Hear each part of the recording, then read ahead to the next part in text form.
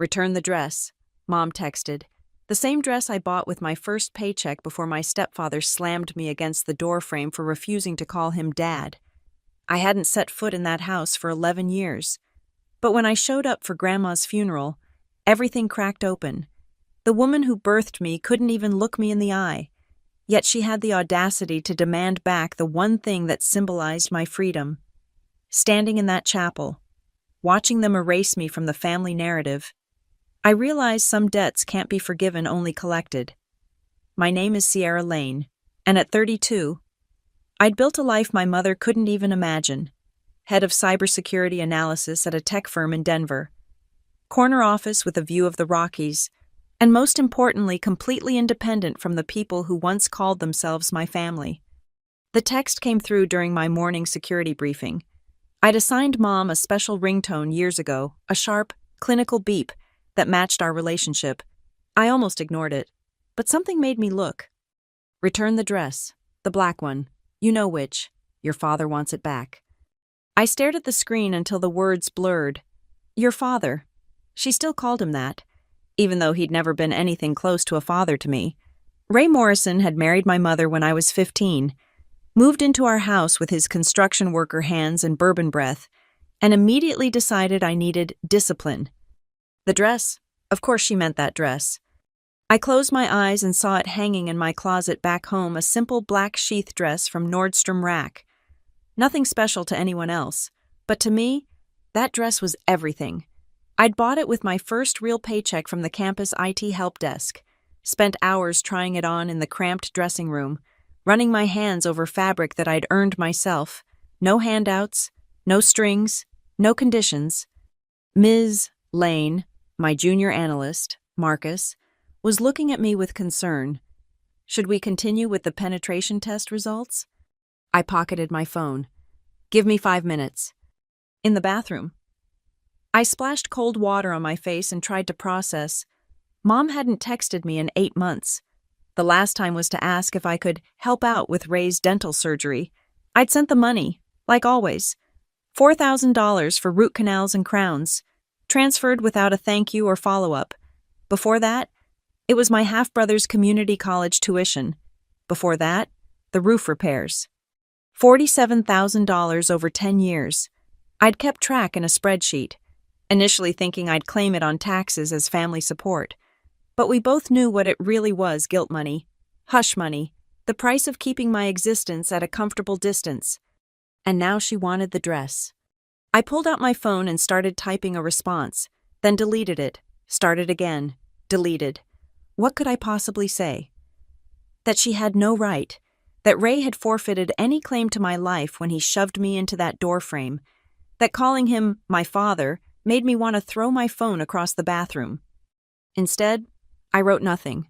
Let her wonder. Back in the conference room, I threw myself into the security audit with unnecessary intensity, but my mind kept drifting to that night 11 years ago. August. Sticky Denver heat. The kitchen smelling like Ray's cigarettes and Mom's nervous energy. I'd just graduated high school, was 2 weeks from leaving for college on a full scholarship I'd earned through countless late nights debugging code and perfecting essays. Ray had been drinking nothing new there. He'd made some comment about me thinking I was too good for this family, now that I was heading to some fancy college. I'd ignored him, like always, but then he'd stood up, pointed that thick finger at me. When I'm talking to you, you look at me and say, "Yes, sir, you hear me?" "I hear you, Ray." That's when everything shifted. "Ray, I'm Ray now, not Dad." I'd never called him Dad. Not once in the 3 years he'd lived in our house. He wasn't my dad. My dad had died when I was 2. Left behind nothing but a few photos and a last name Mom seemed eager to forget. "You've never been my dad," I said quietly, still not looking up from my laptop. The kitchen chair scraped against linoleum, Mom's sharp intake of breath, then his hand on my laptop screen, slamming it closed, nearly catching my fingers. "Your mother and I have fed you, clothed you, kept a roof over your ungrateful head. I've had a job since I was 14. I buy my own clothes. I pay for my own phone. What exactly?" That's when he grabbed my arm and yanked me up from the chair. Mom stood frozen by the sink, dish towel in her hands, watching as Ray dragged me toward the kitchen door. "You want to disrespect me in my own house?" "This isn't your house." I tried to pull away. "This is my father's house. His name is still on the deed. You're just the guy, Mom." The doorframe caught me right between the shoulder blades.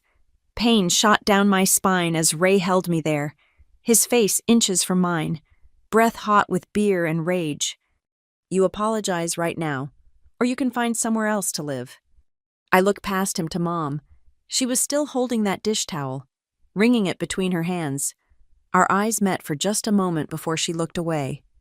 "Let her go, Ray," she said softly, so softly it barely counted as defending me. "She's leaving for college soon anyway." He released me with a shove that sent me stumbling. "Not under my roof, she's not unless she shows some respect." That night, I packed everything I could fit in my car: clothes, laptop, the few photos of my real father, and that black dress still in its Nordstrom bag, with the receipt tucked inside. I left while they were at church the next morning, crashing on friends' couches until the dorms opened 2 weeks later. Mom called once, a week after I'd left. "You need to apologize to Ray. He's willing to let you come home if you just say you're sorry." "For what?" I'd asked. "For being disrespectful, for causing trouble, for making things difficult." I'd hung up on her. It was the last real conversation we'd had in 11 years. Now, sitting in my Denver office, successful beyond anything they could have imagined, she wanted the dress. The audacity of it made my hands shake. My phone buzzed again. "Your grandmother's funeral is Thursday. I assume you won't be there." I stared at the words until they swam. Grandma, the only person in that house who'd ever stood up for me, who'd slipped me 20s when Mom wasn't looking, who'd told me I was smart enough to be anything I wanted, who'd whispered, "You get out of here, baby," when she hugged me goodbye that last time. Dead. And Mom was just mentioning it as an afterthought, an assumption I wouldn't care enough to come. But she was wrong. I'd be there, and I'd be wearing that black dress. The memory of that kitchen door frame had lived in my body for 11 years. Sometimes, when I stretched wrong or slept in an awkward position, I'd feel that spot between my shoulder blades flare up a phantom pain that no amount of success could erase. I was 17 then, just a kid trying to survive until college. Ray Morrison had been in our lives for 2 years, and I'd learned early to stay quiet, stay invisible, stay out of his way. But something about that night, maybe it was the scholarship letter sitting on my desk upstairs, or the acceptance email from Colorado State, or just the exhaustion of pretending this man had any authority over me, made me snap. The confrontation had been building since he'd moved in. Ray liked to play king of the castle in a house he didn't own, making rules about curfews and chores and respect, while contributing nothing but noise and intimidation. Mom had met him at her hospital job. He'd come in for a work injury, and somehow she'd seen husband material in a man who complained about his workers' comp payments and leered at the nurses. "He's stable," she'd told me when she announced they were getting married. "He's got a steady job. He owns his truck outright. We need that kind of security." What we needed was for her to stop confusing control with caring. But I'd already learned that Mom heard what she wanted to hear. The dress, that stupid, beautiful dress, had been my first act of rebellion. Though I hadn't seen it that way at the time, I'd been working at the campus computer lab since sophomore year, saving everything I could for college expenses. But when I got my first full paycheck from my new position as a lab supervisor, I'd done something just for me. I'd driven to the Cherry Creek Mall, walked into Nordstrom Rack like I belonged there, and spent 2 hours trying on professional clothes. The black dress was perfect, sophisticated but not flashy, appropriate for job interviews or presentations. When I looked at myself in the dressing room mirror, I didn't see the girl who ate lunch in the library to avoid Ray's noon visits home. I saw someone with a future. $78. That's what my freedom cost? I'd worn it exactly once before that night to my National Honor Society induction. Mom had come, sat in the back, left before the reception. Ray hadn't bothered. "Bunch of nerds congratulating themselves," he'd said. But Grandma had been there, front row, taking pictures with her ancient digital camera. "You look like a CEO," she'd whispered when she hugged me after. "Like someone who's going places." The night Ray slammed me into the doorframe. The dress was hanging in my closet in its dry cleaning bag, waiting for college interviews. After his hands left bruises on my arms and his words left deeper marks I couldn't see. I'd stood in my room, shaking, and stared at it. Evidence that I was more than this house, this family, this life they'd built around me like a cage. When I packed my car the next morning, the dress went in first. Mom's call a week later had been brief but revealing. She'd framed it as concern, but I could hear Ray coaching her in the background. "Tell her she needs to show respect. Tell her this is what happens when kids think they're too smart. Tell her she's not getting any help for college unless she apologizes." "I don't need your help," I'd said. "I have a full scholarship." "That won't cover everything. Books, food, housing. I'll figure it out." And I had work-study jobs, summer internships, sharing textbooks, living on ramen and cafeteria leftovers. I'd made it work because the alternative was crawling back to that house and calling Ray Dad like he'd demanded. Like my actual father had never existed. Like respect could be beaten into someone instead of earned. The dress became my armor. I wore it to my first internship interview at a cybersecurity firm, to my senior thesis presentation, to the career fair where I met the recruiter who'd eventually hire me at SecureTech. Every time I put it on, I remembered that I'd bought it myself, chosen it myself, saved it from a house where nothing really belonged to me. Freshman year, living in the dorms, I'd sometimes wake up in a panic, thinking I heard Ray's truck in the parking lot, but gradually, the fear faded into something else: determination. While my classmates were partying, I was in the computer lab, learning programming languages like they were escape routes. While they were pledging sororities, I was building a network of professors and mentors who saw my potential. Mom reached out sporadically those first few years, always when she needed something. Could I help with Ray's truck payment? They were behind on utilities. My half-brother Tyler needed school supplies. She never asked how I was doing, never mentioned the night I left, never acknowledged that her husband had driven her daughter from her home. I sent money when I could, hating myself for it but unable to fully cut the cord. Each transfer came with a sick feeling in my stomach, but also a twisted sense of power. I was the one with resources now. I was the one they needed. The dress went everywhere with me, from my cramped dorm room to my first shared apartment to my eventual one-bedroom in Capitol Hill. It survived 5 moves, 3 job changes, and countless dry cleaning cycles.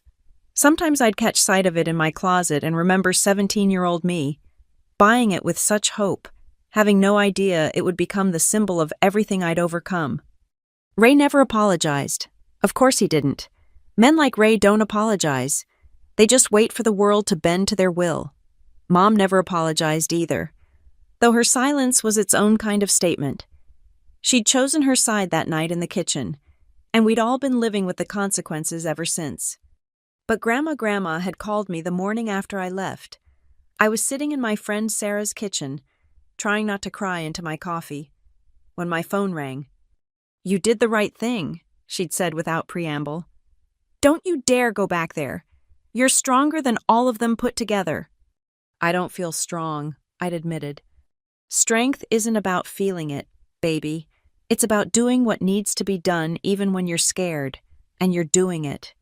She'd sent me cards every month that first year of college.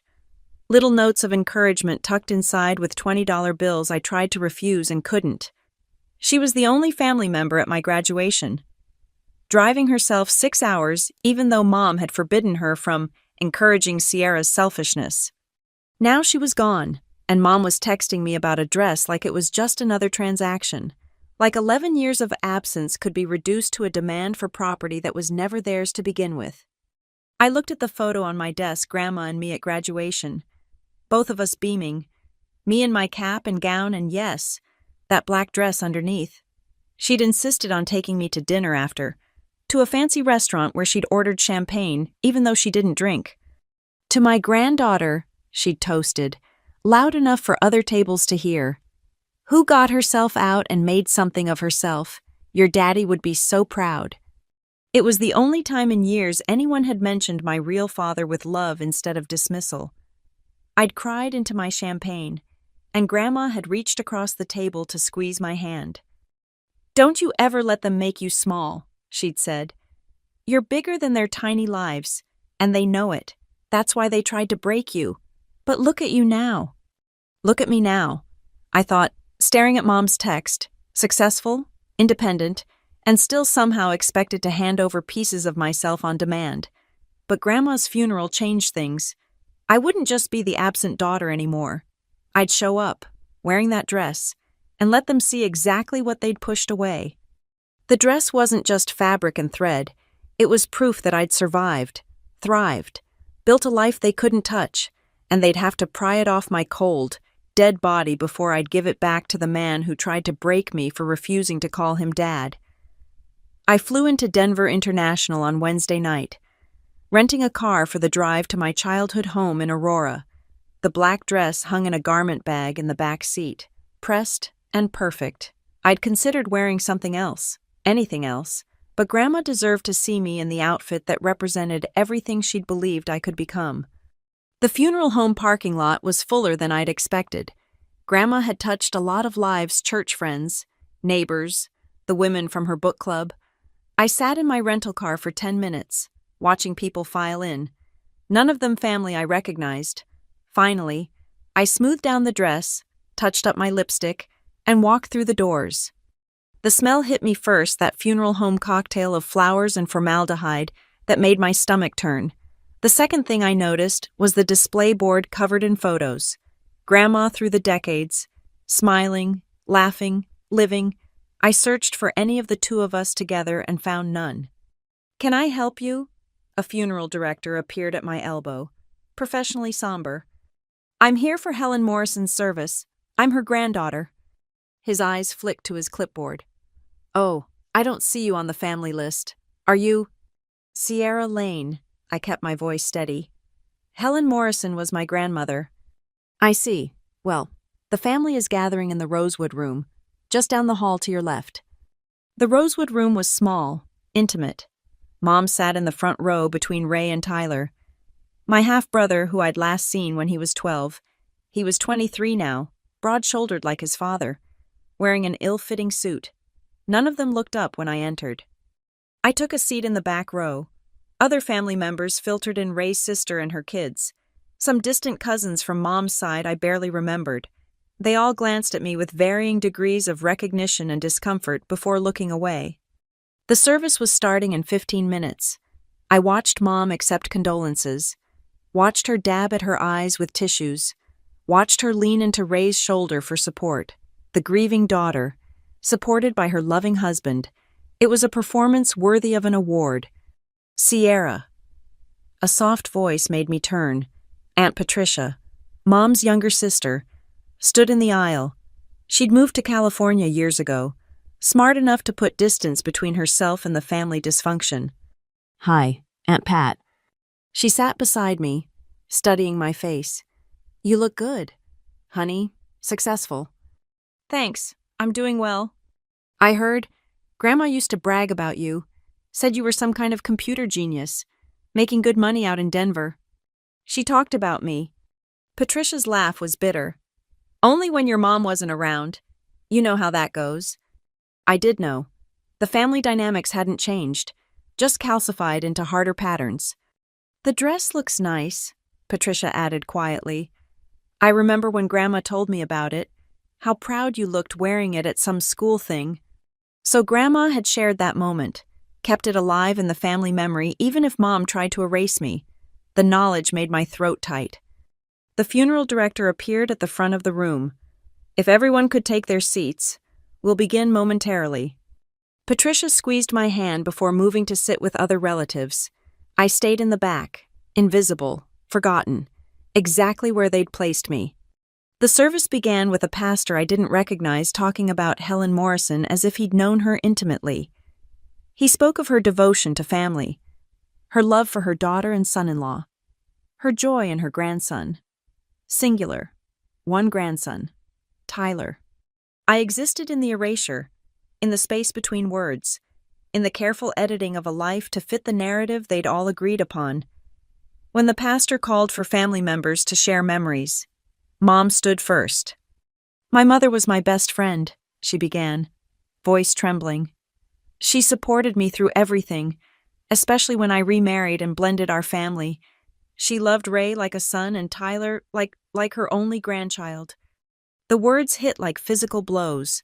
I watched Mom's performance, watched her revise history in real time, in her version. There was no eldest daughter driven from home, no granddaughter who'd made Grandma proud, no fracture in the perfect family portrait. Ray spoke next, calling Grandma Mom with an easy familiarity that made my skin crawl. He talked about how she'd welcomed him into the family, how grateful he was for her acceptance. Tyler mumbled through a short speech about Grandma attending his baseball games. "Are there any other family members who'd like to speak?" the pastor asked. I stood. The room shifted, a collective intake of breath as heads turned. Mom's face went white, then red. Ray's jaw clenched, but I was already walking to the front, my heels clicking on the funeral home carpet. "My name is Sierra Lane," I said into the microphone. "Helen Morrison was my grandmother." Silence, heavy, expectant silence. Grandma taught me that strength isn't about never falling down. It's about getting up every time, even when the people who should protect you are the ones who knocked you down. I looked directly at Mom. She taught me that blood doesn't always mean family, and that sometimes the bravest thing you can do is leave. Mom's hands were shaking. Ray had half risen from his seat. "When I graduated from college, Grandma drove 6 hours to be there. When I got my first promotion, she was the first person I called. When I bought my condo, she sent me a housewarming card with a $100 bill and a note that said, 'For something beautiful, from someone who always knew you were.'" My voice cracked, but I pushed through. "The last time I saw her, she told me she was proud of me, not for my job or my degrees or my success. She was proud that I'd had the courage to save myself when no one else would." She said, I paused, meeting Ray's furious gaze. "She said my father would have been proud too. My real father, the one whose name I carry." "That's enough." Ray was fully standing now. "No," I said calmly. "It's not. Grandma deserves to have her whole truth told, not just the convenient parts. She had 2 grandchildren. She loved us both, even if one of us was erased from the family story." I turned back to the room, to the stunned faces of distant relatives and family friends. Helen Morrison was the only person in this family who chose love over control, who chose truth over comfort, who chose to see me when everyone else chose to look away. She saved my life by telling me it was okay to leave, and I'll honor her memory by telling the truth she never got to say out loud. I stepped away from the microphone and walked back to my seat, legs steady despite the adrenaline flooding my system. The pastor fumbled through closing remarks while Mom sobbed real tears now. But not for Grandma, for the careful fiction I'd just shattered in front of everyone. When the service ended, people filed out slowly, many stopping to stare at me or whisper among themselves. I stayed seated until the room was nearly empty, then stood to say my private goodbye to Grandma. Mom intercepted me at the door. "How dare you?" "How dare I what?" "Tell the truth. You abandoned this family. You don't get to come back and—" "I was 17, my voice was ice, a child, and you let him hurt me because it was easier than protecting me. You were disrespectful. I was your daughter," the words hung between us, "and you chose him."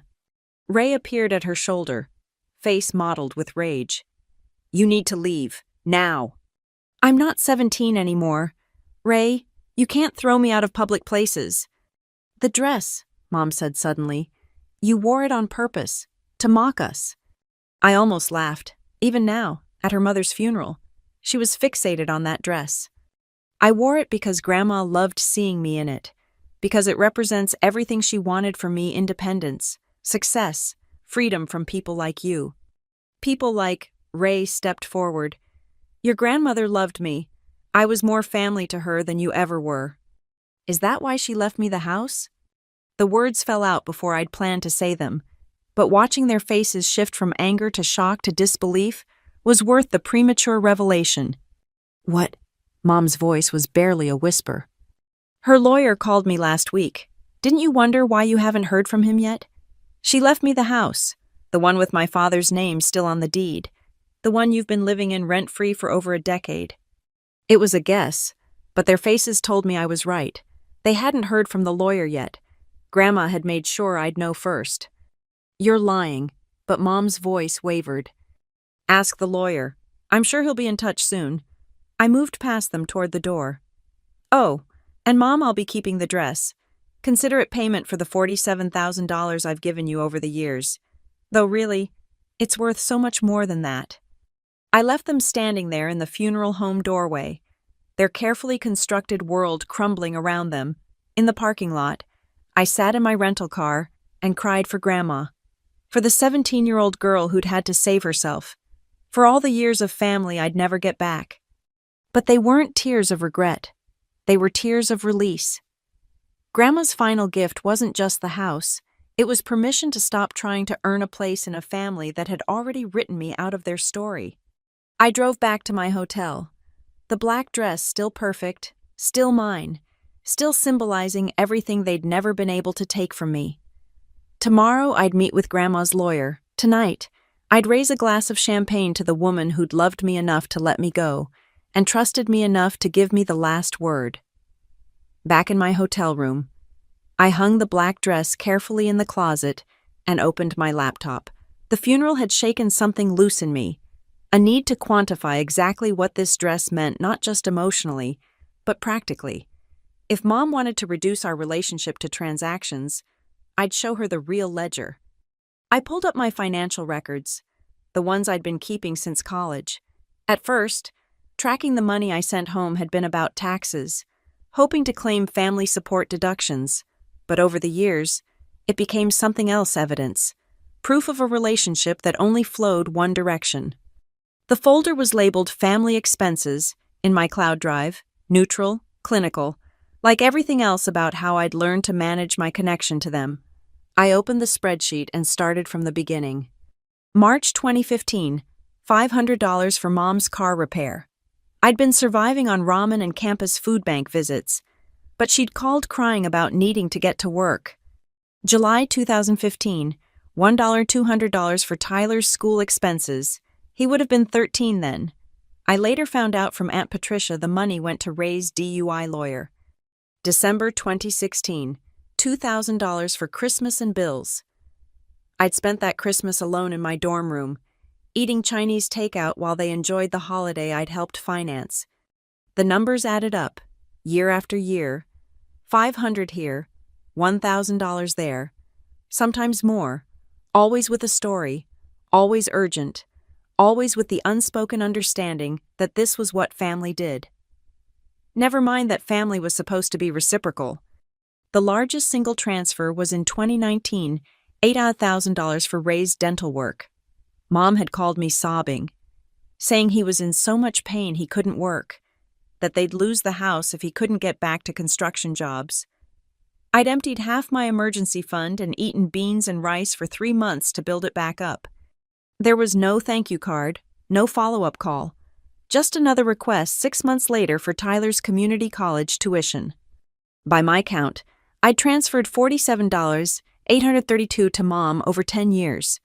That didn't include the birthday cards I'd sent Tyler with money tucked inside, never acknowledged, or the groceries I'd had delivered during COVID when Mom mentioned offhand that Ray's hours had been cut. $47,000.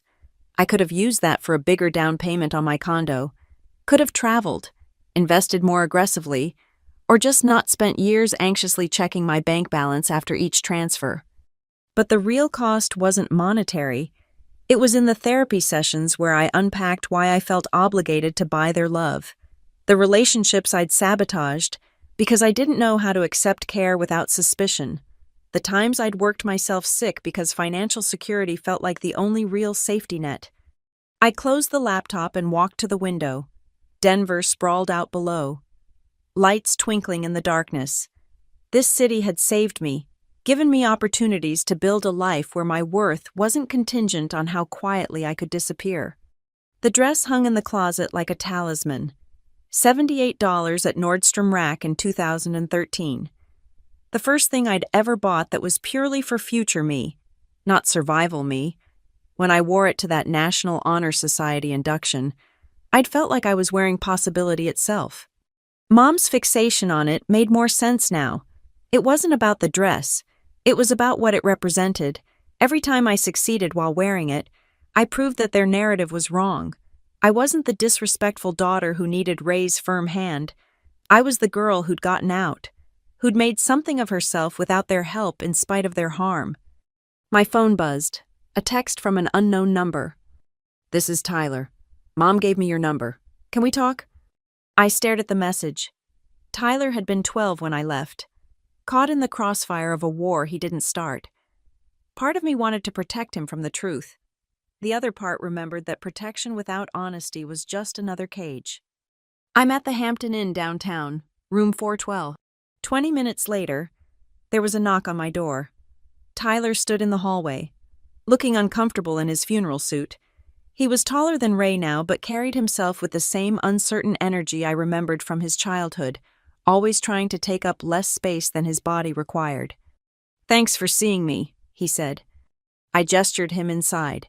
He sat on the chair by the desk, hands clasped between his knees. "I'm sorry about Grandma," I offered. "Yeah, me too." He paused, seeming to gather courage. "I remember you. You know, Mom and Dad always said you chose to leave, that you thought you were too good for us.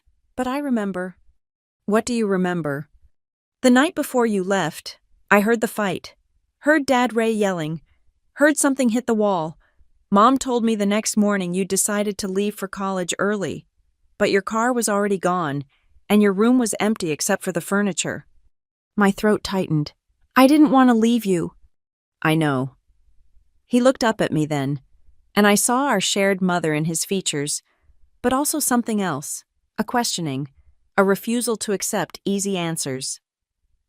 "I found your graduation announcement in Mom's drawer when I was 16. She'd never told me you graduated. I looked you up online, found out you were working at some big tech company. Started to wonder what else they hadn't told me."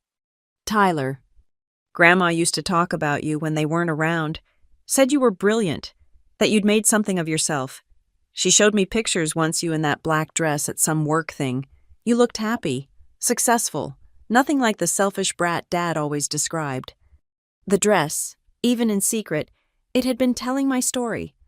"I'm not here to turn you against them," I said carefully. "You don't have to. I'm 23. Sierra, I see how they are. I've been seeing it for years." He laughed bitterly. "You know Dad makes me call him sir. Still, even now, and Mom just watches, like she always has."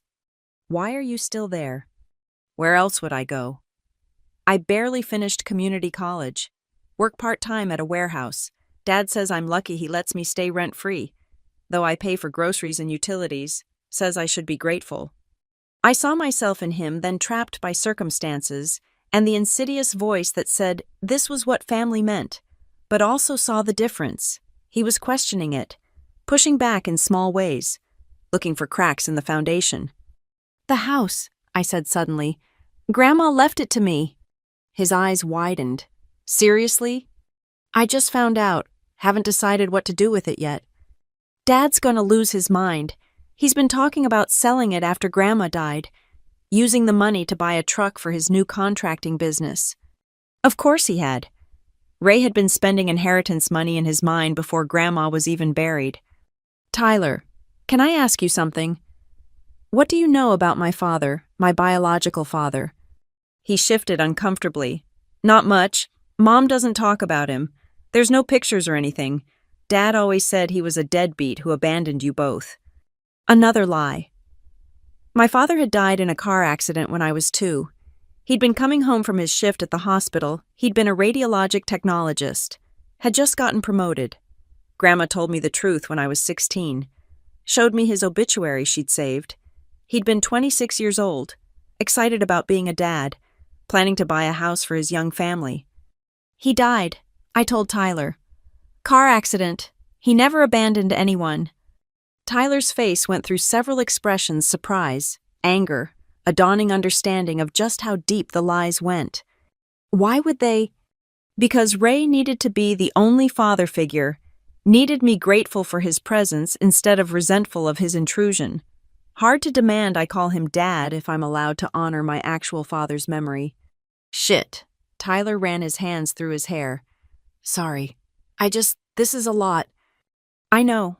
I'm not telling you this to hurt you, but you deserve the truth. You deserve to make informed decisions about your life. He was quiet for a long moment. Then, the dress. Mom's obsessed with it. Keeps saying you stole it, that it belongs to the family. But it's yours, isn't it? You bought it yourself. First paycheck from my campus job, $78 plus tax. I have the receipt somewhere. She made it sound like it was some designer thing worth thousands. I almost laughed. Mom had built up the dress in her mind until it became something else entirely, a symbol of my defiance, my independence, my refusal to play by their rules. In her version, I'd stolen something precious from the family. In reality, I'd just bought myself something nice with money I'd earned. It's from Nordstrom Rack. It's worth maybe $30 now, if that. But she's right that it's valuable, just not in the way she thinks. Tyler stood to leave, then paused at the door. Grandma left me something too, a letter. Haven't opened it yet, but I think maybe it's time I did. I think that's a good idea. Sierra, I'm glad you came back, even if it's just for this. It's good to know the whole story. After he left, I sat on the hotel bed, processing. Tyler was trapped in the same cycle, but he was aware of it. That had to count for something. Maybe Grandma had seen it too, left him his own keys to freedom. I pulled out my laptop again, opened a new document. If Mom wanted the dress back so badly, I'd give her an itemized bill for what she actually owed me. $47,000, plus interest, plus therapy costs, plus 11 years of missed birthdays and Christmases and celebrations they'd excluded me from. The dress was mine, bought with money I'd earned, representing a future I'd built myself. It had witnessed my evolution from scared teenager to successful professional. It had been my armor in job interviews, my confidence in presentations, my reminder that I was more than their small definitions. Tomorrow, I'd meet with the lawyer about the house, but tonight, I raised a glass of overpriced hotel wine to Grandma, to Tyler's awakening, to the 17-year-old girl who'd known instinctively that a simple black dress could mean everything. They could demand it back all they wanted, but like my dignity, my success, and my truth, it was never theirs to take. The lawyer's office was in an old Victorian house converted to professional suites, the kind of place that smelled like leather and old paper. Mr. Jameson had been Grandma's attorney for 20 years, and his assistant had sounded surprised when I'd called to confirm our appointment. She always spoke highly of you, he said after I'd settled into the client chair. He was younger than I'd expected, maybe early 50s, with kind eyes behind wire-rimmed glasses. Though I gather there's been some distance in the family. That's one way to put it. He pulled out a folder, thick with documents. Your grandmother was very specific in her instructions. She updated her will 6 months ago. Actually, said she wanted to make sure everything was ironclad. 6 months ago. That would have been right after Christmas, the Christmas I'd sent money but hadn't visited, citing work obligations that were really just excuses to avoid Ray. Yes, she came in right after the holidays, very determined, said she'd had a revelation about some things. He adjusted his glasses. She left you the house at 4847 Willow Street, free and clear. The deed was in both her name and your late father's. She never removed him. She said you'd understand why. I did understand. It was Grandma's way of keeping my father's presence in the family asset, of acknowledging the inheritance that should have flowed naturally from parent to child if he'd lived. There's more, Mr. Jameson continued. She also left you this. He pulled out an envelope, my name written across it in Grandma's shaky handwriting. And there's a safety deposit box at First National. Here's the key and authorization. I took the envelope and key with trembling hands. What about the rest of the family? Your mother receives her china set and jewelry box. Your half-brother Tyler gets $5,000 for educational purposes, and her car. Mr. Morrison, your stepfather, isn't mentioned in the will. He's going to contest this. He can try, but as I said, your grandmother was very specific. She had me draft language explicitly stating that the house was to go to you as the child of her deceased son, restoring the inheritance that would have naturally passed from him. It's legally bulletproof. I thought about Ray's plans to sell the house, fund his new business venture with money he'd already counted as his. The rage would be volcanic. There's one more thing, Mr. Jameson said. Your grandmother included a provision that if anyone contests the will, they forfeit their portion entirely. It's called a no-contest clause, fairly common in situations where family dynamics are complicated. Smart. I thought Grandma had known exactly how they'd react and planned accordingly. I left the office with the envelope unopened, the key heavy in my pocket. First National was 2 blocks away, and I walked slowly, trying to process it all. The house alone was worth at least $400,000 in the current market, a life-changing inheritance that Grandma had protected for me despite 11 years of absence. The bank manager led me to the safety deposit box room, giving me privacy once the box was retrieved. I sat at the small table, staring at the metal container that held whatever Grandma had thought important enough to lock away. Inside were documents: my father's death certificate, his college diploma, photos I'd never seen of him holding baby me.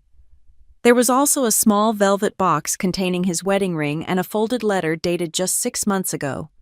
My dearest Sierra, if you're reading this, then I'm gone, and you've finally come home. I've watched you build your life from afar, proud beyond words, but heartbroken at the distance between us. Your mother will never admit she was wrong, and Ray will never acknowledge what he took from you, but I need you to know that I saw it all. The night you left, I was awake. I heard the fight, heard him slam you into that doorframe, heard your mother's silence. I should have intervened then, should have stood up to them both. My greatest regret is that I let fear keep me quiet when you needed an advocate. The house belongs to you, it always should have. Your father would have wanted you to have it, to have something solid in this world. I've kept his name on the deed all these years as a reminder that you have a claim here, no matter what stories they tell. I've been putting money aside for Tyler, hoping to help him the way I couldn't help you, but I see now that he needs truth more than cash. Whatever you decide about the house, please help him understand that there are other ways to be in this world than afraid. You asked me once why I stayed close to them after what they did. The truth is, I was selfish. I wanted to see my grandchildren, even if one was kept from me. But I also stayed to bear witness, to remember the truth when everyone else was content with lies. That black dress you bought, I remember when you wore it to your NHS induction. You looked like your father that night, confident and capable and ready to take on the world. I knew then that you'd be okay, that you'd save yourself since we'd failed to save you. Don't give it back, sweetheart. Don't give any of yourself back to people who never deserved you in the first place. All my love. I sat in that small room and cried for her, for my father, for all the years we'd lost to other people's pride and cruelty. When I finally opened her letter to Tyler, it was shorter but no less powerful. Tyler, the truth matters. Ask your sister. Love. Grandma. I gathered everything back into the box, keeping my father's ring and the photos, but leaving the rest for now. There was something else I needed to do. Back at the hotel, I opened my laptop and started writing. Not the itemized bill I'd planned last night, but something different. A blog post on my rarely used Medium account, titled "The $78 Dress: A Story About Family, Money, and What We Really Inherit." I wrote about buying the dress with my first paycheck, about wearing it as armor in a world that wanted me small, about sending $47,000 to a family that couldn't send love in return, about a grandmother who died protecting my inheritance from the people who should have protected me. I didn't use their names, changed enough details to maintain plausible deniability, but anyone who knew us would recognize the story. More importantly, Other people trapped in similar cycles might recognize themselves. The post went live at 4 p.m. By 6 p.m., my phone was exploding. Mom, take it down now. Ray, you ungrateful bitch. You'll be hearing from my lawyer. Tyler. Holy shit, Mom's losing it. But also, thank you. Aunt Patricia. About damn time someone told the truth. Unknown number. Is this Sierra? I went to school with you. Your story made me cry. I left home at 17 too. Thank you for sharing this. By 10 p.m., the post had been shared hundreds of times. Comments poured in from others who'd bought their own versions of my dress, thrift store, interview suits, graduation shoes, first cars that meant freedom, people who'd learned that family was about choice, not blood, and that sometimes the price of peace was everything you had to give. Mom called at midnight. I almost didn't answer, but something made me pick up. You've ruined everything, she said without preamble. I told the truth. Your version. You don't know what I've been through, what I've had to. I know you chose him over me. That's all that matters. I chose stability. I chose keeping the family together. You chose wrong. The silence stretched between us, years of unspoken things crowding the connection. The house, she finally said. You can't really mean to take it.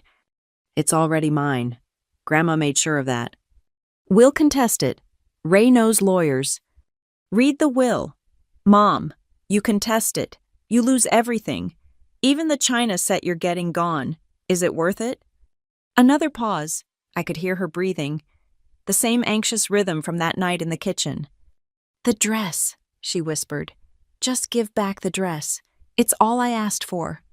Why does it matter so much?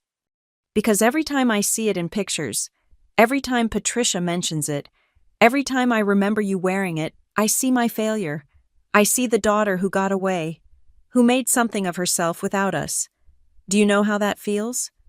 Yes, I said simply. I know exactly how it feels to be failed by your mother. She hung up. I sat on the hotel bed, still in the black dress I'd worn to the lawyer's office, and pulled up the blog post stats. Over 1,000 shares now. Messages from strangers finding courage in my story. A DM from a reporter asking if I'd be willing to be interviewed for a piece on family estrangement and financial abuse.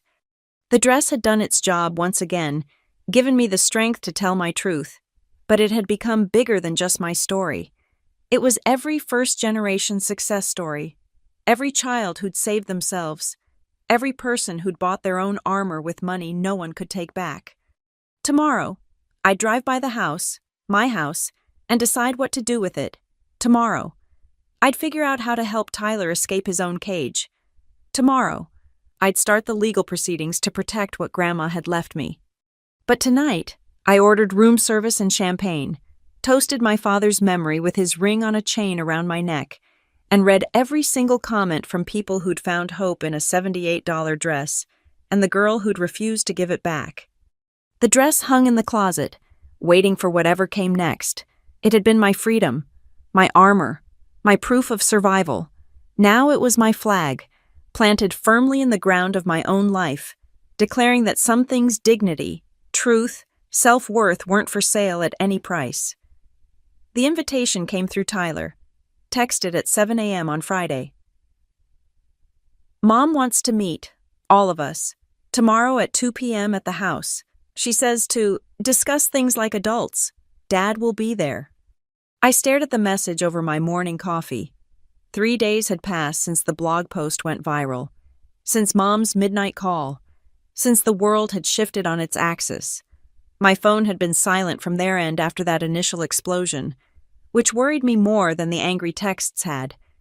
Tell her I'll be there, I typed back, then added, Are you okay? Been staying at a friend's. It's been intense here. I could imagine.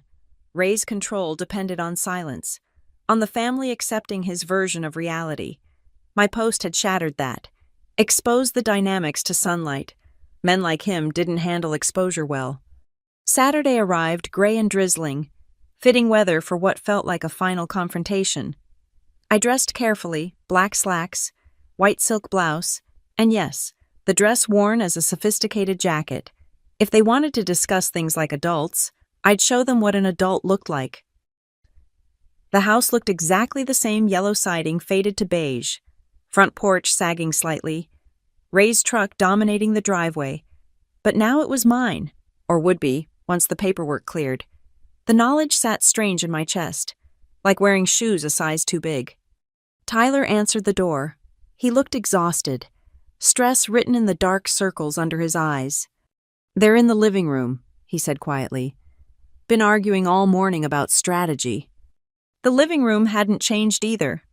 Same brown couch, same photos on the mantel, none of me. I noticed, same smell of cigarettes and Febreze. Mom sat rigid in her armchair while Ray paced by the window.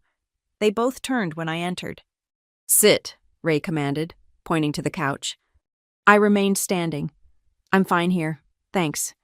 His jaw clenched, but Mom touched his arm, a warning. They'd definitely discussed strategy. "Sierra," Mom began, her voice forcibly calm, "we need to discuss this situation rationally." "Which situation?" "The inheritance. The blog post. The $47,000 I've given you over the years." "The house," Ray interjected. "You can't seriously intend to throw us out of our home." "Your home." I pulled out my phone, showed them the email from Mr. Jameson confirming the deed transfer was in progress. "According to the county records, it's about to be my home. Has been in my family since before you ever entered it." "Your family," Ray's voice rose. "I've been more family to your mother than my dead father. Is that what you were going to say?" Silence. Mom looked at her hands. Tyler shifted uncomfortably by the door. "Here's what I don't understand," I continued, keeping my voice steady. "You had everything you wanted. I was gone, out of your hair, living my life. I still sent money whenever you asked. I stayed away like you clearly preferred.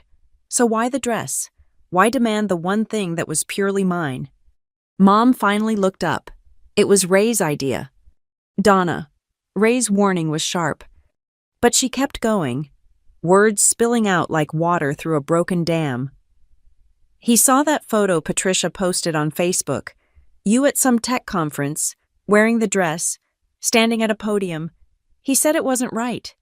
You out there showing off while we struggled. Said you owed us for all those years of raising you." "I raised myself from 14 on," I said quietly. "Working after school, buying my own clothes, paying for my own phone. What exactly did I owe you for?" "We kept a roof over your head," Ray started. "My father's roof, in my grandmother's house, neither of which you paid for. I paid utilities, insurance, maintenance. While living rent-free for 15 years, do you want me to calculate fair market rent for that period? Because I guarantee you've come out ahead." Tyler made a small sound surprise or maybe admiration. Mom's face had gone pale. "This is what you've driven us to," she said, "talking about family like it's a business transaction. You texted me about a dress before telling me my grandmother died. You've been treating our relationship like a transaction for over a decade. Because you abandoned us." The words hung in the air. Finally, the real accusation. "I was 17, I said, a teenager, and he," I pointed at Ray, "assaulted me, slammed me into a doorframe because I wouldn't call him Dad, and you watched. You chose him over protecting your child. You were disrespectful." "I was a child." My voice cracked despite my control. "Your child. And you let him put his hands on me because it was easier than standing up to him." "That's not I never—" Mom was crying now, but they were tears of frustration, not remorse. "You don't understand what it was like. Single mother, working full-time, trying to keep everything together. Ray offered stability. Ray offered control dressed up as care. And you were so desperate for someone else to make decisions that you didn't notice when control became abuse." "Abuse." Ray stepped forward. "I never abused anyone. I provided discipline to a spoiled brat who—" "Stop." Tyler's voice cut through the room. We all turned to look at him. "Just stop. Sierra's right. We all know she's right. I've watched you bully Mom for years, control every dollar, every decision. And Mom, you let him. You let him drive Sierra away, and you've let him keep me trapped here. Tyler. Mom reached out to him, but he stepped back. I read Grandma's letter, he continued. She told me to ask Sierra for the truth. Well, I did. And you know what I learned? That my whole life has been built on lies. That I have a sister who succeeded despite you. Not because of you. That the man I've been forced to call Sir for 23 years is just a bully who found a vulnerable woman and her kids to control. Ray's face had gone purple. You ungrateful little... What are you going to do? Ray throw me out? Newsflash, the house isn't yours anymore. None of this is yours. You're just a parasite who's been living off my mother's fear and my grandmother's patience. The silence that followed was deafening. Mom sobbed quietly while Ray stood frozen, perhaps for the first time realizing that his kingdom was built on sand. Here's what's going to happen, I said, pulling out the documents I'd brought. I'm not going to evict you immediately. You'll have 90 days to find alternative housing. That's more than the law requires. But despite everything, I'm not cruel. 90 days, Mom gasped. Where will we go? That's for you to figure out. You're adults. As you wanted to discuss things like adults. Ray's got his contracting business. You've got your job at the hospital. Between the two of you, you should manage. And if we contest the will, Ray's voice was cold, then you get nothing. No 90 days, no china set for Mom, no car for Tyler, nothing. Your choice. I turned to Tyler. You're welcome to stay while you figure things out. The house is big enough, and your family, the kind that matters. Tyler nodded, tears in his eyes. Thanks. This isn't over, Ray said. You can't just... It is over. I pulled the black dress jacket tighter around me, armor for this final battle. It's been over since the night you put your hands on a teenager for refusing to feed your ego. You just didn't know it yet. I headed for the door, then turned back. Oh, and the dress. It's mine, bought with my money, worn to my achievements, symbolic of my freedom from people like you. You want it so badly because it represents everything you couldn't control, couldn't take credit for, couldn't diminish. Well, guess what? You can't have it. You can't have any piece of me anymore. Sierra, please, Mom called out. You're still my daughter. No, I said quietly. I'm the daughter you threw away. There's a difference. I left them there. Mom crying, Ray seething, Tyler standing straighter than I'd ever seen him. Outside, the rain had stopped, and weak sunlight was breaking through the clouds. Fitting, I thought. My phone buzzed as I got in my rental car. A text from Mr. Jameson. Deed transfer complete. Congratulations, homeowner. Another from Tyler. Thank you for everything. Grandma was right, the truth does matter. And one from an unknown number. Ms. Lane, this is Rebecca Chen from the Seattle Times. We're doing a series on family estrangement and financial abuse. Would you be available for an interview? I sat in my car outside my childhood home, my house now, and considered the future. In 90 days, it would be empty of their presence but full of possibility. Maybe I'd sell it. Use the money to help Tyler get established somewhere healthy. Maybe I'd renovate it. Exercise the ghosts with fresh paint and new memories. Maybe I'd donate it to a program for young people escaping abusive homes. The dress jacket was warm around my shoulders, a reminder of how far I'd come. From a scared 17-year-old buying her first professional outfit to a successful woman refusing to apologize for her success. It had witnessed every step of my journey, and it would witness whatever came next. I pulled out of the driveway, leaving the past behind but carrying its lessons forward. Some things were worth fighting for: truth, dignity, the right to define yourself, and some things, like a $78 dress and the strength it represented, were never for sale. The meeting had been their idea, but the aftermath was mine to orchestrate. I checked back into the Hampton Inn for another week, knowing there was more to be done before I could return to Denver. The house transfer was complete, but the real work was just beginning. Tyler called that evening. Things exploded after you left. Ray packed a bag and went to his sister's place. Mom's been in her room crying. I'm thinking about looking for an apartment tomorrow. Wait on that, I said. Let's meet for breakfast. Just you and me. The next morning, over pancakes at a diner that hadn't changed since high school, I laid out my proposal to Tyler. Stay in the house for the full 90 days. Save every penny you would have spent on rent. I'll charge you nothing. Use that time to figure out what you actually want to do with your life, not what Ray told you was realistic. Tyler's eyes widened. I can't ask you to. You're not asking. I'm offering. Grandma wanted you to have a chance at something better. This is me making sure you get it. What about Mom? Mom's a grown woman who made her choices. But if she decides to leave Ray, she can stay the 90 days too.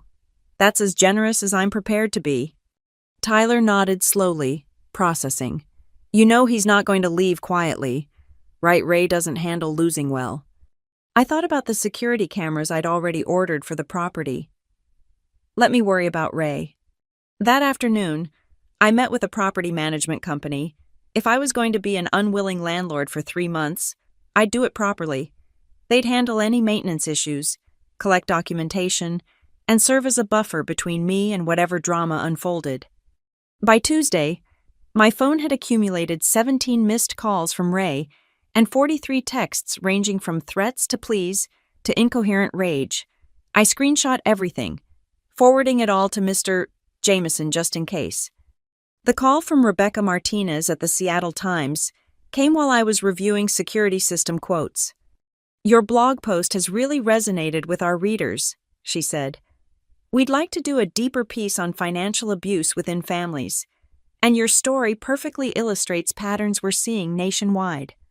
I agreed to the interview, but only if we could do it over video.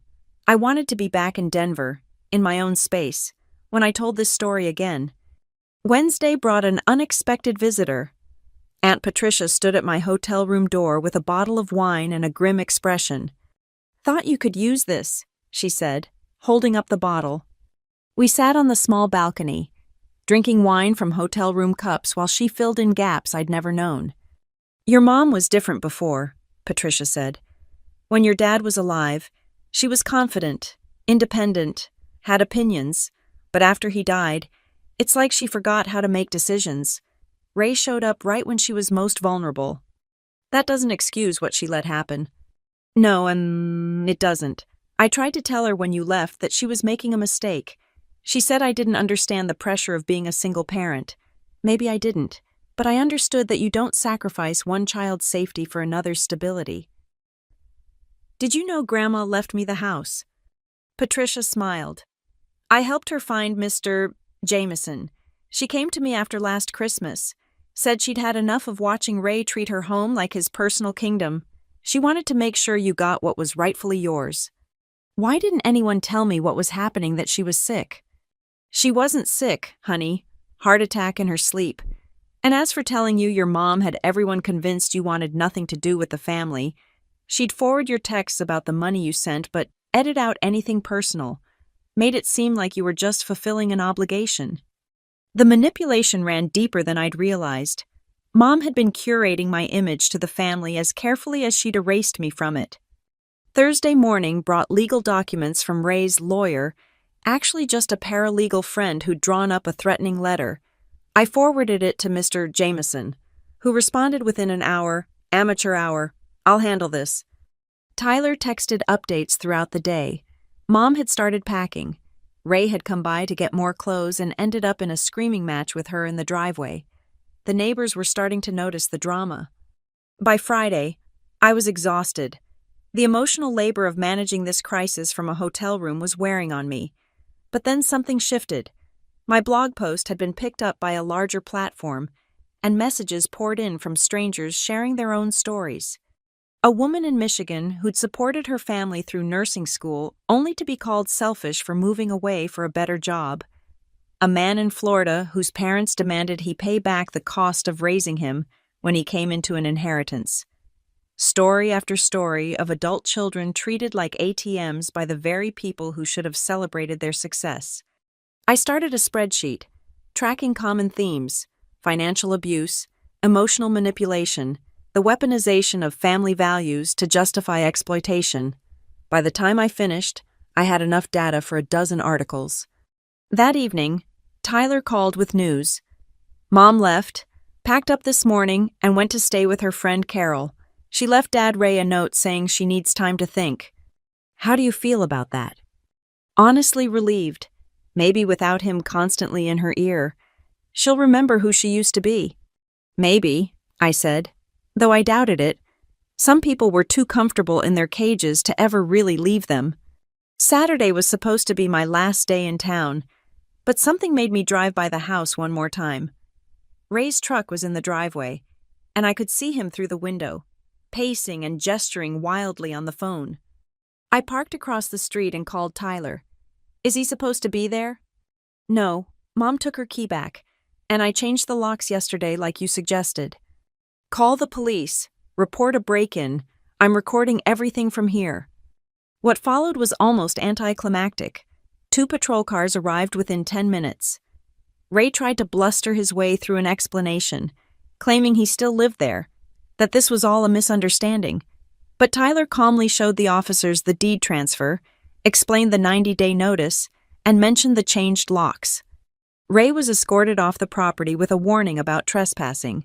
He shot me a look of pure venom as he drove away, but I felt nothing. No fear, no anger, just a tired sort of vindication. That night, I sat in my hotel room wearing the black dress one last time on this trip. I'd built an entire life in clothes bought with my own money, achievements earned with my own effort, in spaces where no one could slam me into doorframes for speaking my truth.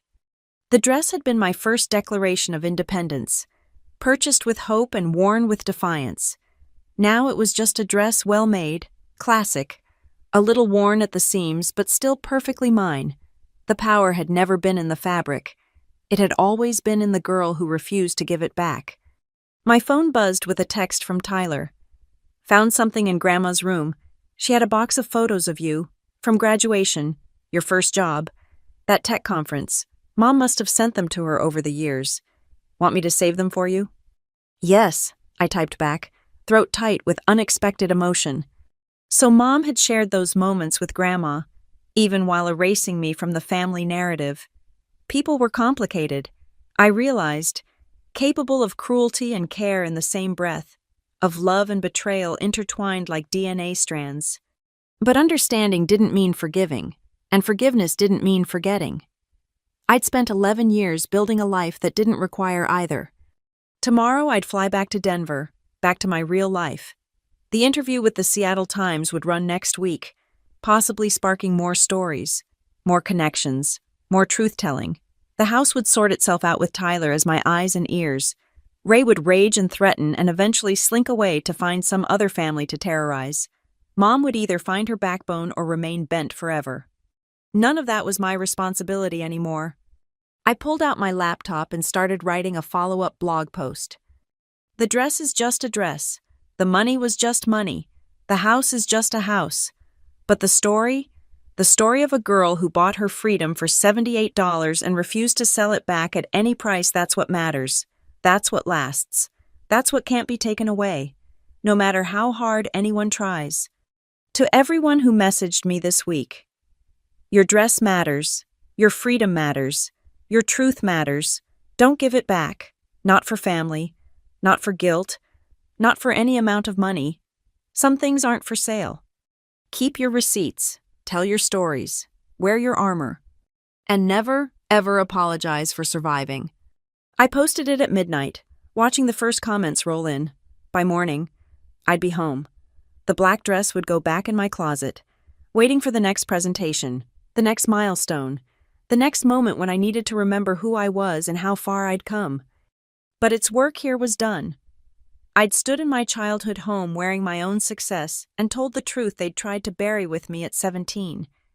I'd refused to give back what was mine, not just the dress, but my dignity, my story, my right to exist without apology. Grandma would have been proud, back in Denver. I tried to return to normal life, but the reverberations from that week in Aurora kept coming. My blog post had gone viral, really viral. Major news outlets were picking up the story, framing it as part of a larger conversation about family financial abuse and the hidden costs of toxic relationships.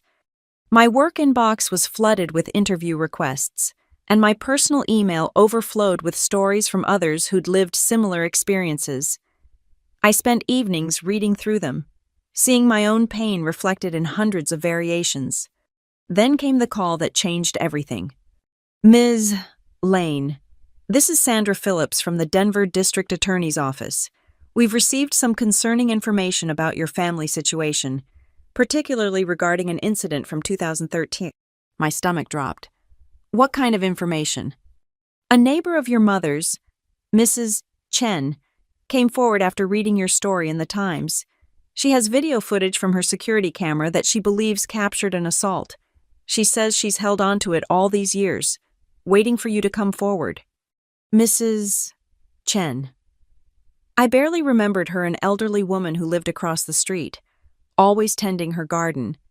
She'd waved at me sometimes when I'd leave for school, but we'd never really talked. What exactly does the video show? I asked, though I already knew. It appears to show an adult male forcing a teenage girl against a doorframe. The audio is limited, but it's concerning. We'd like you to come in and review it. Help us determine if you'd like to pursue charges. Charges. Criminal charges against Ray. The possibility had never even occurred to me. I'd been so focused on surviving, then thriving, that justice had seemed like an impossible luxury. The statute of limitations. For assault on a minor in Colorado, we have 10 years. You're still within the window. Barely. I agreed to meet with them the following Monday, then sat in my living room trying to process this development. Somewhere out there, Mrs. Chen had kept evidence of the worst night of my life, waiting for me to be ready to use it. Tyler called an hour later, breathless. Sierra, you need to know Ray's been calling around, trying to get people to write character statements for some kind of legal thing, and Mom called me crying, begging me to ask you not to do whatever you're planning. I haven't decided anything yet, I said truthfully. But Tyler, there might be video evidence of that night, of what Ray did. Silence. Then good. I hope you bury him. The weekend passed in a blur of legal research and soul-searching. Part of me wanted to let it go, to move forward without looking back. But another part, the 17-year-old, who'd driven away in the dark, bruised and afraid, wanted Ray to face consequences for once in his life. Monday morning, I sat in a small viewing room at the DA's office, watching grainy security footage from 11 years ago. There I was, 17 and defiant, standing in the driveway. There was Ray, storming out of the house, grabbing my arm. The camera angle caught it all, him dragging me to the door. The moment of impact, my body hitting the frame. It's assault, clear as day, the ADA said. With the video evidence and your testimony, we have a strong case. But I need to be honest, these cases can be difficult. He'll likely plead down to a lesser charge. Might not serve any jail time. The question is whether it's worth it to you to go through the process. I thought about Tyler, still trying to break free from Ray's influence, about other kids in that neighborhood who might be suffering in silence, about Mrs. Chen, who'd saved this evidence for over a decade, believing that someday it would matter. Yes, I said, it's worth it. The news of Ray's arrest made the local papers.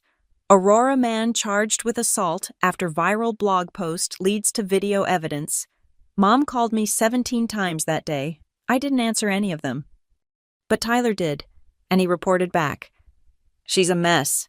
Keeps saying you're destroying the family. That Ray's not perfect, but he doesn't deserve this. I told her the family was destroyed 11 years ago when she chose him over you. How did she respond to that? She hung up on me. But Carol, Mom's friend, she called me later. Said Mom's been different lately, questioning things. Maybe this will finally break Ray's hold on her. The preliminary hearing was set for 6 weeks out.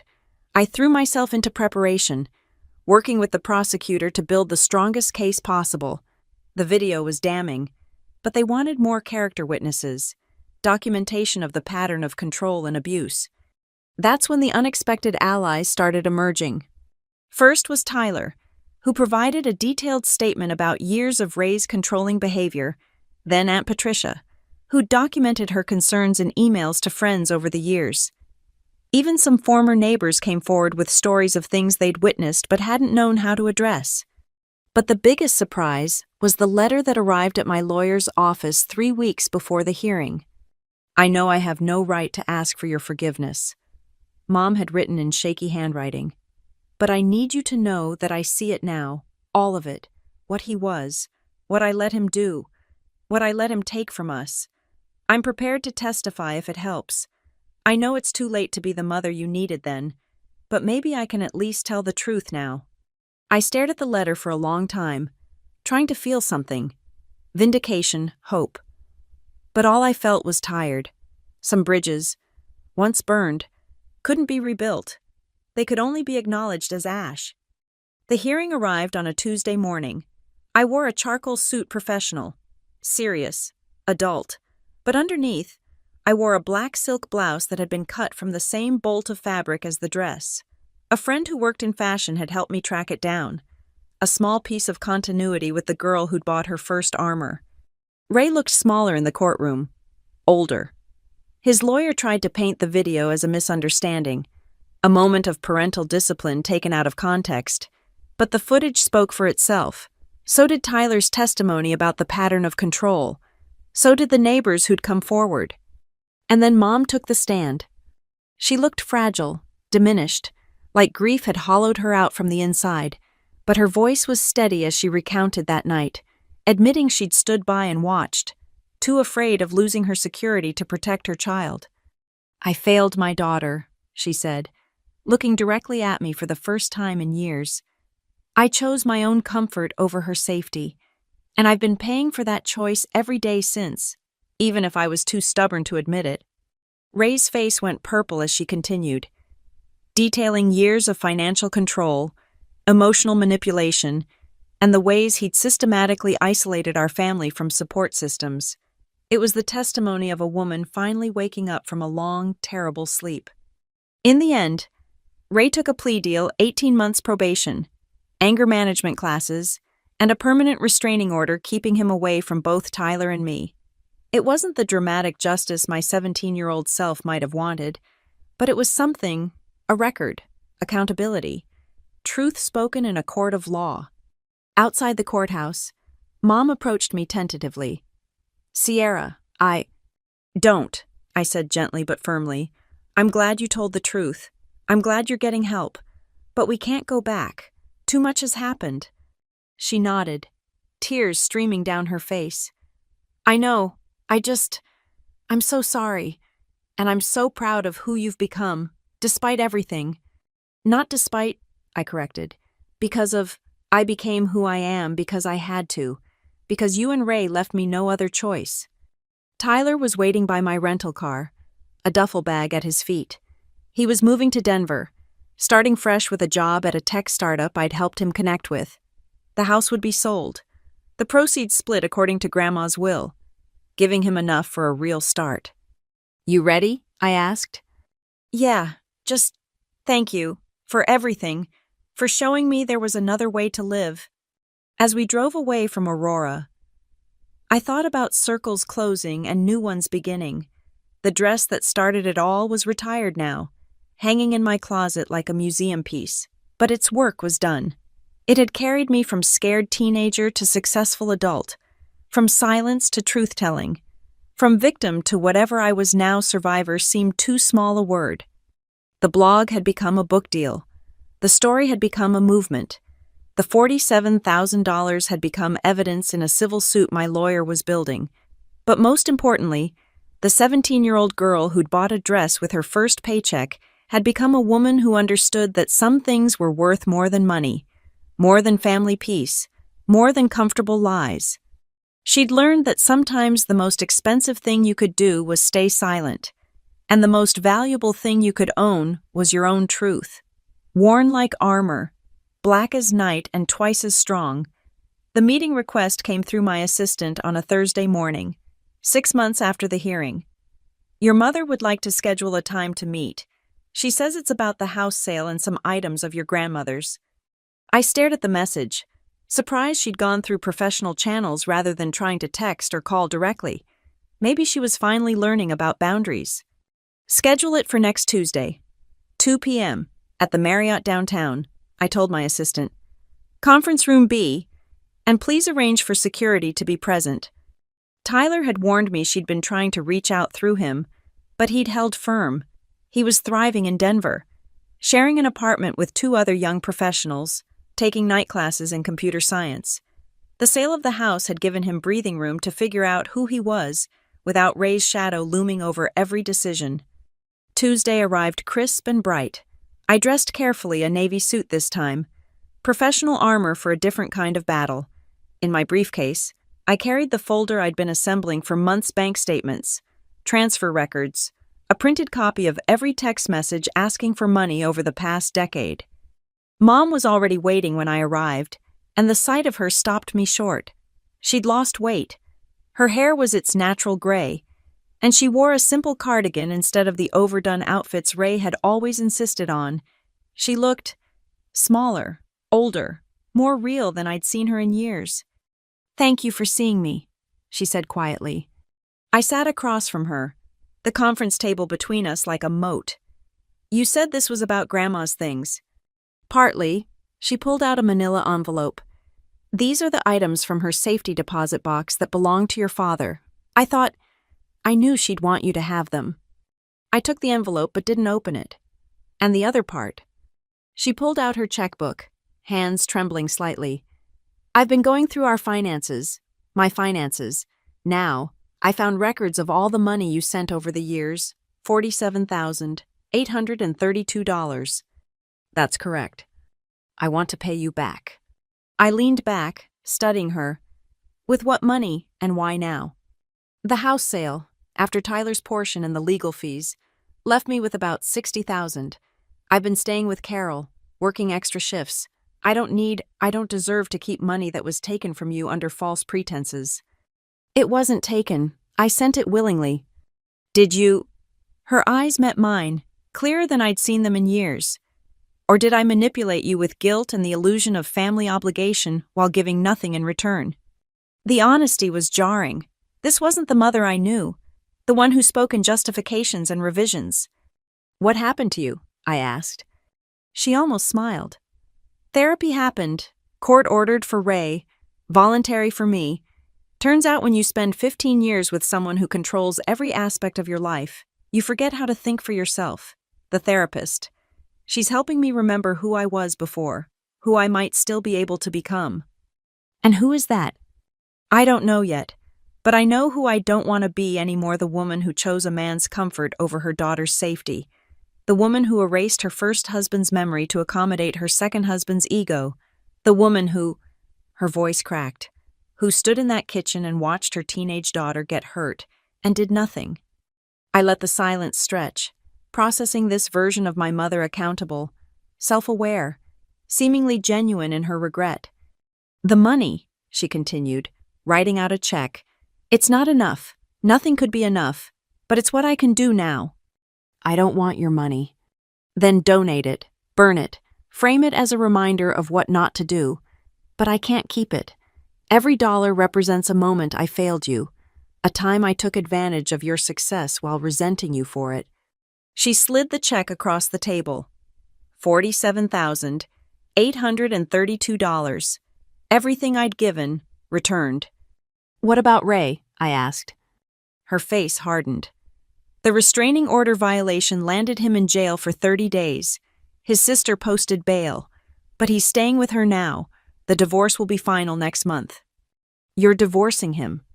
"I should have divorced him 11 years ago, the moment he laid hands on you, but I was a coward then.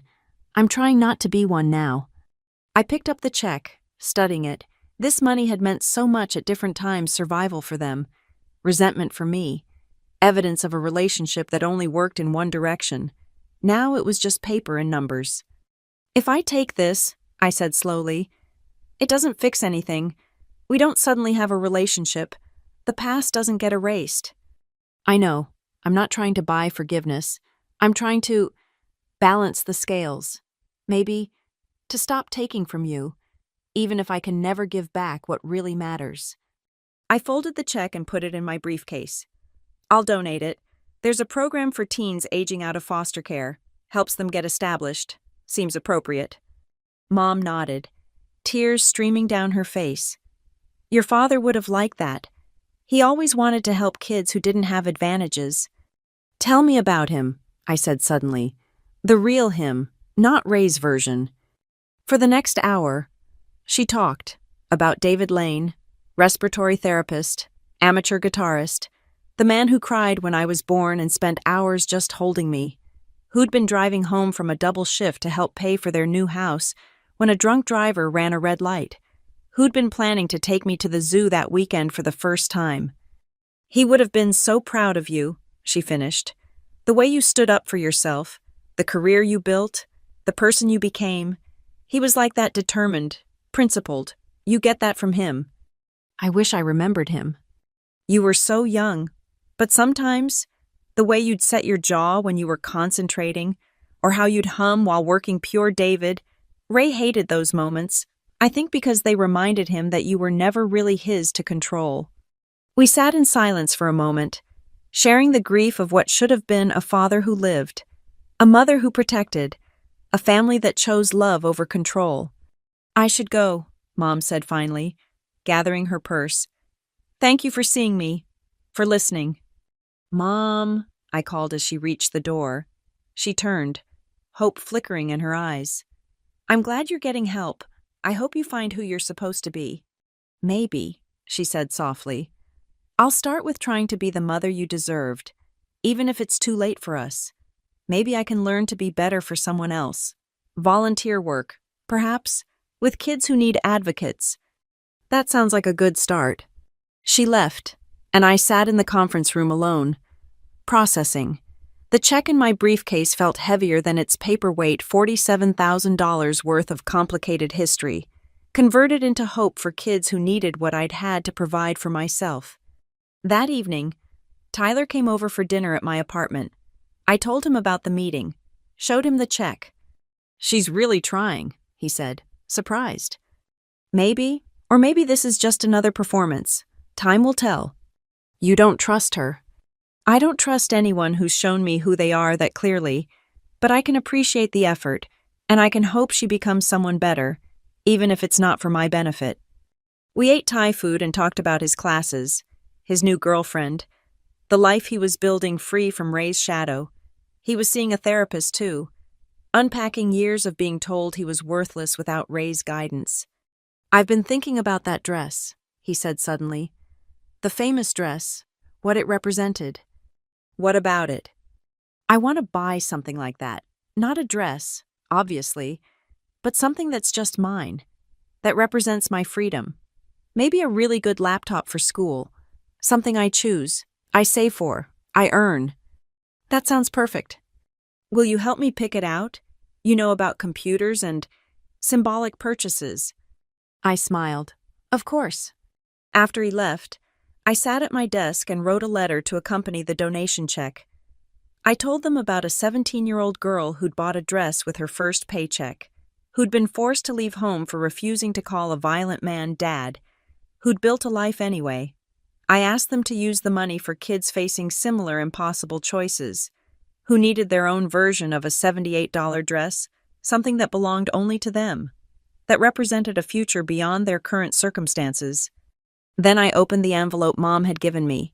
Inside were photos of my father I'd never seen, his hospital ID badge, a guitar pick, and a letter he'd written to me before I was born. My little one, you're not even here yet, but I already love you more than words can say. I promise to protect you, to support your dreams, to make sure you always know your worth. The world can be hard sometimes, but you'll never face it alone. Love, Dad. I cried then, for the protection I'd never received, the support I'd had to find elsewhere, the promises broken by a drunk driver on a random Tuesday night, but also for the strength I'd found anyway, the dreams I'd supported myself, the worth I'd learned to recognize without anyone's validation. The black dress hung in my closet, retired, but not forgotten. It had done its job. carrying me from victim to survivor to whatever I was, now someone who could sit across from her mother and accept a check for $47,000 without flinching, who could help her brother choose his own freedom symbol, who could donate blood money to help other kids escape. Tomorrow, there would be new challenges. The book was almost finished. The speaking engagements were picking up. The civil suit against Ray was moving forward. But tonight, I held my father's letter and felt the weight of inherited strength, the kind that couldn't be taken away by door frames or demands, or the price of family peace. Some things weren't for sale. Some things couldn't be returned. And some things, like the truth, like dignity, like the right to your own story, were worth everything you had to pay to keep them. The civil suit concluded on a rainy Thursday in April, nearly a year after everything began. Ray had fought it initially, hiring lawyers he couldn't afford, making threats he couldn't follow through on.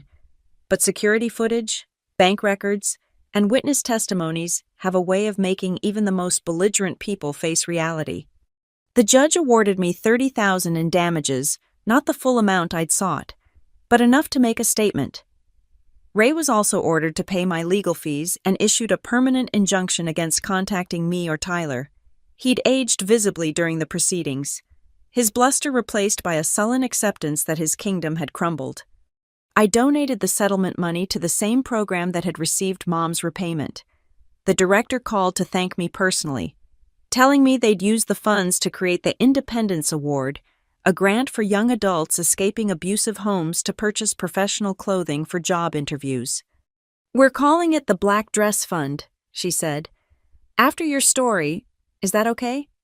"It's perfect," I told her, throat tight with emotion. The book released in June to reviews that called it searingly honest and a necessary examination of family financial abuse. The tour took me to 15 cities, where I met hundreds of people who'd lived variations of my story. They brought their own symbolic items: a secondhand briefcase, a community college ID card, a pair of shoes that had walked them out of hell. Tyler came to my Denver launch, bringing his girlfriend and the laptop he'd bought himself, top of the line, paid for with his own money from his new job as a junior developer. He was taking night classes in cybersecurity, following a path I'd helped illuminate, but walking it entirely on his own terms. "I've been accepted to the bachelor's program," he told me after the reading. "Full-time, starting in fall. I'm giving notice at the warehouse next week." "That's amazing. How are you feeling about it?" "Terrified, excited, free," he grinned. "I finally get why you held on to that dress. When you buy your own future, no one can take it back." Mom didn't come to the launch, but she sent a card: "Proud of you, proud of your truth, working on my own, M." Patricia told me Mom had started volunteering at a domestic violence shelter, using her experience to help other women recognize the signs of financial control. She was living in a small apartment now, working full-time, attending therapy twice a week, building something that might eventually resemble a life. The speaking engagements grew from bookstores to conferences. I found myself on panels about economic abuse, talking to rooms full of social workers and policymakers about the hidden ways families can trap their children in cycles of exploitation. The dress always came with me, carefully folded in my suitcase, though I rarely wore it anymore. It had become more symbol than clothing, more talisman than armor. One evening, after a particularly intense panel at a women's leadership conference, a young woman approached me. She couldn't have been more than 20, clutching a worn backpack. "I'm leaving tomorrow," she whispered. "My family. It's like your story, but different. They control everything, take my paychecks, tell me I owe them for raising me. But I've been saving secretly. I bought interview clothes at Goodwill. I have a job lined up 2 states away." "You're brave," I told her. "I'm scared." "That's okay. Brave and scared aren't opposites. They're often the same thing." She hugged me then, fierce and quick, before disappearing into the crowd. I never learned her name, but I thought about her often. Another girl with her own version of a black dress, writing her own escape story. The final house closing was scheduled for October 1st. I flew back to Denver from a speaking engagement in Seattle. Tyler meeting me at the property for one last walkthrough. The rooms were empty now, echoing with possibilities rather than memories. "It looks bigger without their stuff," Tyler observed. "Everything does. Once you clear out what doesn't belong." We stood in the kitchen, by the doorframe that had changed everything. The wood was scuffed, ordinary, just a transition between rooms, not the monument to violence it had been in my nightmares for over a decade. "You okay?" Tyler asked. "Yeah, it's just a doorway." The new owners were a young family, expecting their second child. They had plans to renovate the kitchen, update the bathrooms, fill the space with new laughter. I liked thinking of children growing up here who would only know door frames as passages to somewhere better. That night, in my apartment overlooking the Denver skyline, I took the black dress from my closet one last time. It was showing its age, a pulled thread here, fading there. 11 years of symbolism had left their mark. I laid it on my bed, smoothing the fabric. Tomorrow, I'd take it to the Textile Preservation Department at the Denver Art Museum. They'd accepted it as part of their contemporary culture collection, an artifact of resilience in material form. School groups would see it, read the placard about economic abuse and family estrangement and the price of freedom. But tonight, it was still just my dress, the one I'd bought with hope and worn with defiance, the one Ray had demanded back, as if he could claim my independence by claiming my clothing, the one that had been worth so much more than $78.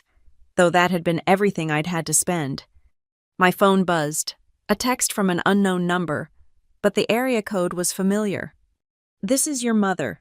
I wanted you to know I told my therapy group about the dress today, about why I wanted it back. It was never about the dress.